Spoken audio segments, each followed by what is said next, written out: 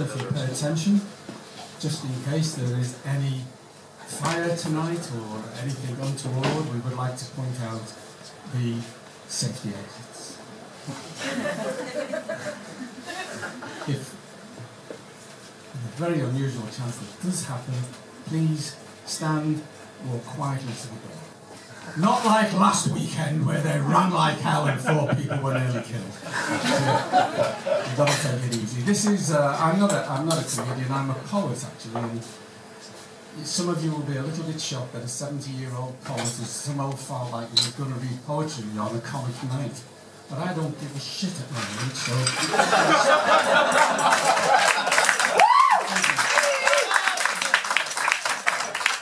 This is the first time that I have worked in front of spoken in front of a black curtain to an audience, and on that occasion it was saying farewell to my wife's mother. But this time I will not be dancing and shouting, "Freedom at last! Freedom at last!"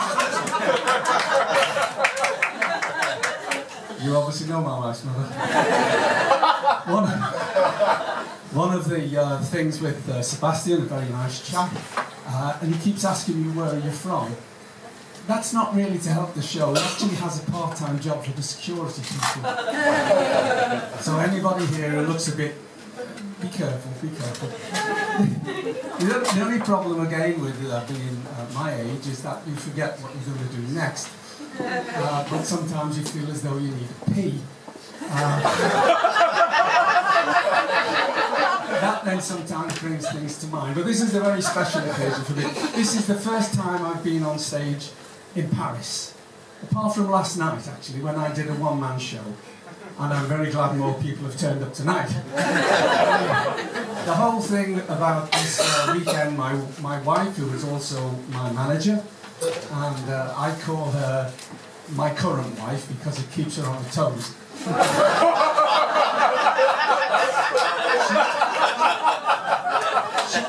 She denies being my wife and she claims that she is my carer. And there's something to be said for that.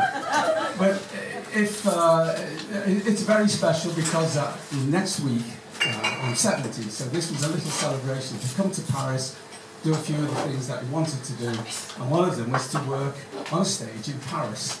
So next week I'm 70, and also another celebration is next week I've been married for 45 years. That's not as good as it sounds because I've had 5 wives.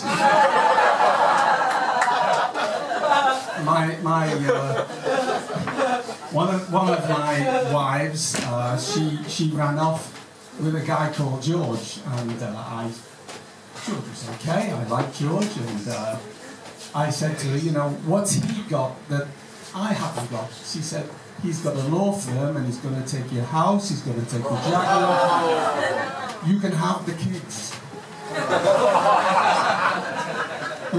My wife and I were very lucky. I tell a lot of lies. My wife and I are very lucky. We have 4 children, and we only hate 3 of them. I had a message at the door, by the way. Is there any students? If you have any students, the message was somebody's left at the door. Go home, wash your hair, clean your room, and bring your mum and dad. Not many students in then. So one of the things I do is I tell you what, you look like an honest chap. I'm going to give you this CD and you pass it round so everybody sees it. These CDs are now on sale for €2 each. Most people buy 3. They buy 1 for the car. They buy 1 for the car. They buy 1 for the house and 1 for someone they don't like. So if you pass that CD around, it's not one of these things made in a bedroom. This is all professional stuff, folks. You're getting the real deal here. I was born in Liverpool, which at the same time as the Beatles, we were all on the music scene together. And one of the things I wanted to do, which is over 50 years ago, the whole music scene in Liverpool moved to Hamburg. And I decided I would move to Hamburg as well. My car broke down 60 miles from Liverpool, at a place called Stoke-on-Trent. Stoke-on-Trent, if you've ever been there, this is the place where they put the tube if Britain ever needs an enema. But I had a wonderful time there. I lived there for 4 years, and I didn't get to Hamburg until this year. And I got, we had a trip. We live in France, in Brittany, so it's 316 bloody miles I've driven today to see you lot. Now the reason I'm telling you I live in Liverpool is that my mum, she lives in a tower block, 22 stories high, and she lives on the very top floor.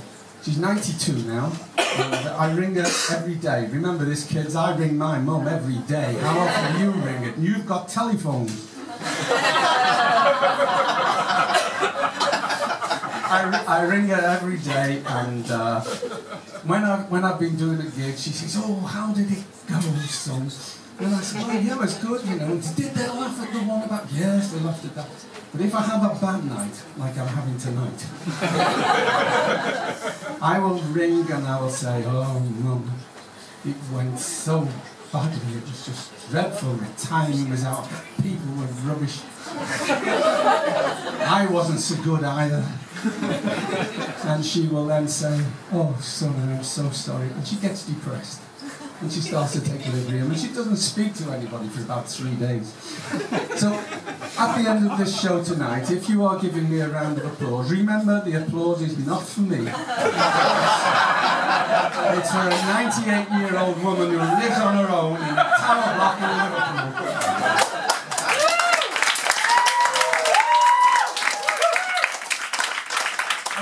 I know there's an Austrian, but are there any German people in tonight? Anybody from Germany? Okay. That's buggered that one up, because the first little poem I'm going to read is all about... somebody should help an old chap here. Everybody, everywhere else you go, they have a little stand for me, because I do a lot of work in old folks' homes. Well, I do the afternoon shift, and it's the only way they can get them to sleep. Hated old bastards. I'm not really very fond of anybody anyway. Can't find that one for the moment. So, another question then, since we're on the international, do we still have au pair girls? Yeah.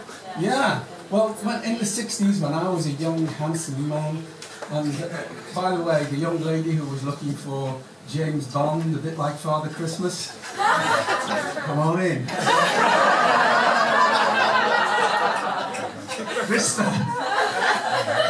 This is a poem called The Au Pair Girl, and it's actually a true story.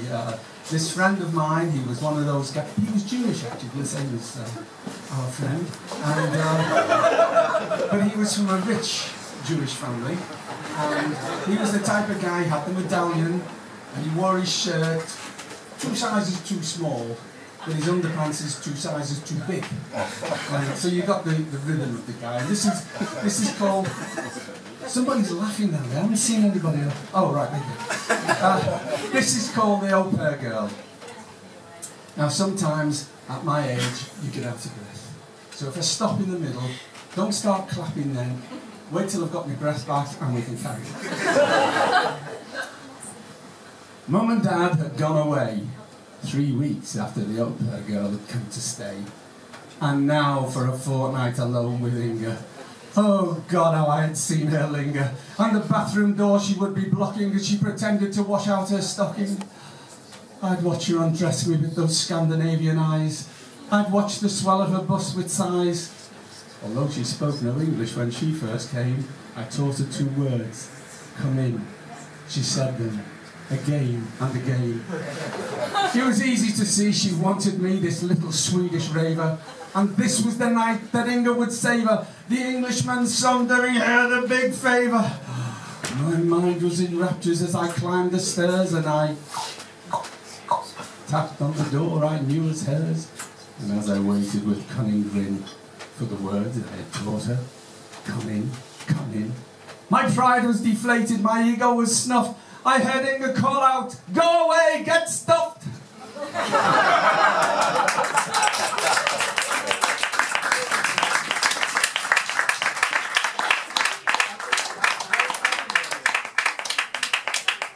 I spent all afternoon on the campsite in the Bois de Boulogne,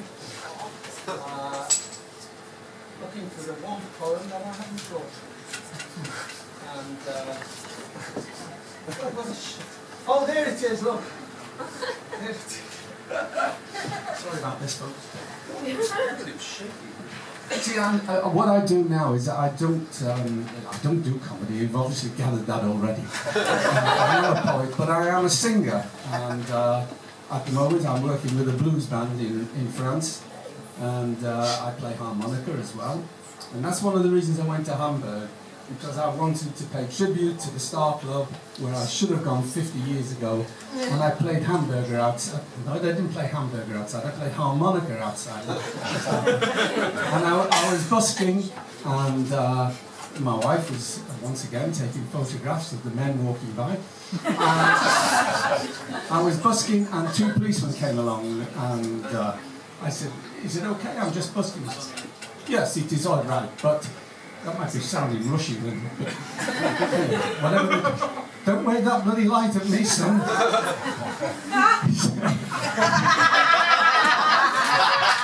Listen, he wants it right.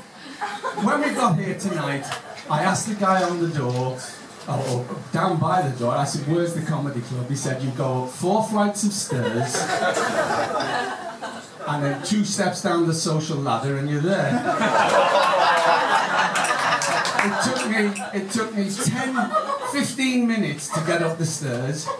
It took me 25 minutes to get my breath back. And that bugger's waving a torch at me because it's been here for 10 minutes.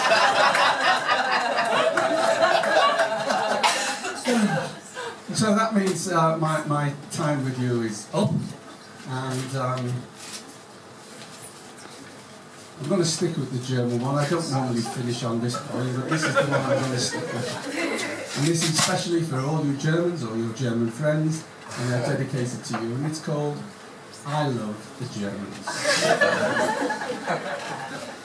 I guess you can say the simplest thing, and then you say something really good. I love the Germans. I love the Germans because they're fatter than me. They have bigger feet and use more suntan cream, and it takes it longer to put them on. The extra rolls of flesh take more time to cover. Their knees are more knobbly than mine, and varicose veins are bound like Hamburg tram lines. I love the Germans because they must have bad breath. All that sausage for breakfast and all that beer the night before. You never see a German couple walking together. They're always apart, yards apart, shouting out instructions. "Bleed on me, Helga." I love German women because their breasts are so ugly. And they don't care. Out comes the sun, and out comes the battered melons to be pummeled with Factor 4 before being fried on a green and blue plastic lilo. I love the Germans because they jump the queue in the post office, and you can tell them to piss off to the back. And everybody is pleased with you for standing up to them. And that's another battle won in the drawn-out war of tourism. And I love the Germans because they hate the French.